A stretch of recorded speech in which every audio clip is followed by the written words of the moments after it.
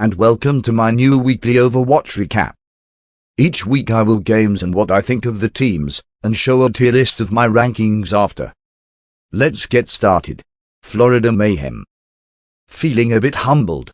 In my power ranking video I said they were a tier above Paris and Boston, though those teams were catching up fast and Florida was stagnating. They were clearly falling behind the rest of the top tier teams. And now you can see this in full force. While they played a close game against Toronto, they were dominated by Boston. OGE just keeps getting bullied. Other than Yaki, they are simply not their Mayhem selves.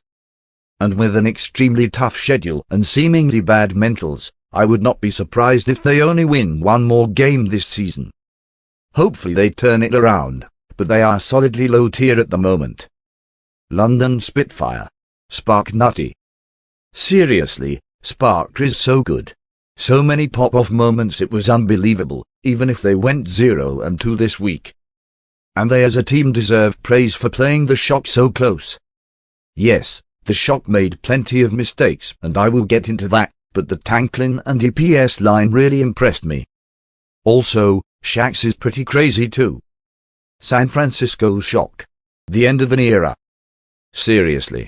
What can be more humbling than going 5 maps against London? There is a massive striker-sized hole in the team and it shows. The supports and super are making so many mistakes it's unbelievable. Smurf and Glister seem nutty, and Nero and Ans were good, but the rest of the team except Twilight fed pretty hard. They really need a turnaround immediately. Paris Eternal. Paris is good now. Seriously, their mentals and adaptability are insane. Would it be a stretch to say they have some of the best coaches in Overwatch right now? Their reverse sweep against the Gladiators was a thing of beauty.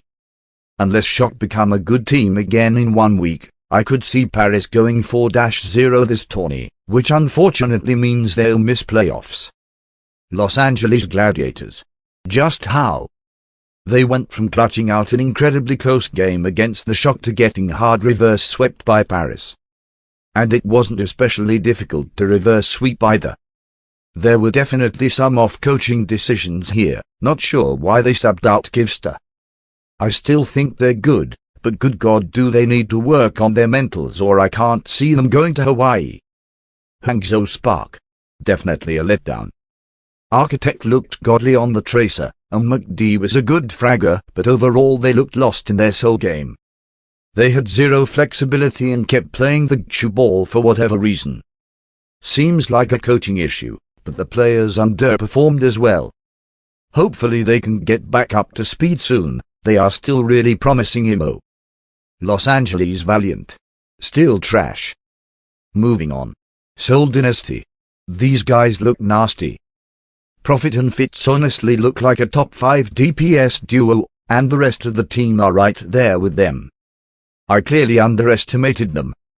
They are not top tier quite yet, but they are definitely a favorite to go to Hawaii this time around if they can prove their consistency. Chengdu Hunters. They confuse me.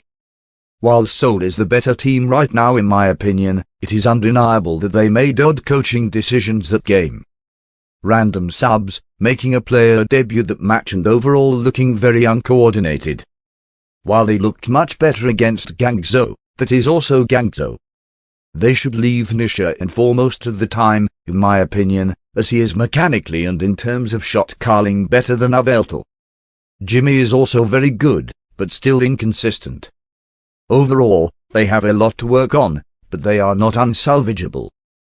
GangCharge. About what I expected. An uncoordinated mess, making for a complete toilet bowl the likes of which we had never seen before. Lack on star DPS other than Eileen and Karai, and the supports have been less than impressive. Shows has also seemed good, though. They need to restructure for next season, that's all, this one is over for them. New York Excelsior. I am a fucking clown. I can't believe I said they were the 4th best team in a pack now. Now they are second to worst in my opinion. The tanks are bad, Jonake has been very inconsistent, as well as Ivy and F3 Atha. The only reason they get any map wins is when Flora had carries the team, but even them it isn't enough many times. They desperately need to fire their coaches and restructure. Honestly, what the hell? Garbage team. Toronto Defiant. They still seem like a solid team. Definitely outperformed my expectations. Aspire is so crazy and can hard carry, it is criminal that he hasn't been permanently signed yet. Hizu also pops off, and even Sado is beginning to look like his old self again. Supports look good, but definitely need Michelle to improve his peels. Overall, a wild card at the moment. Boston Uprising. Crazy good now. Stand 1 and I'm 37 now. Nutty, GBS and Punk really stepped up to the challenge and the supports are great as always. But of course we can't overlook the best player on the team, Valentine's Turret. Vancouver Titans. Still trash. Moving on. In terms of movements, I'm thinking right now New York behind Guangzhou and Hangzhou behind Seoul. I can't confidently say Chengdu is better than Hangzhou.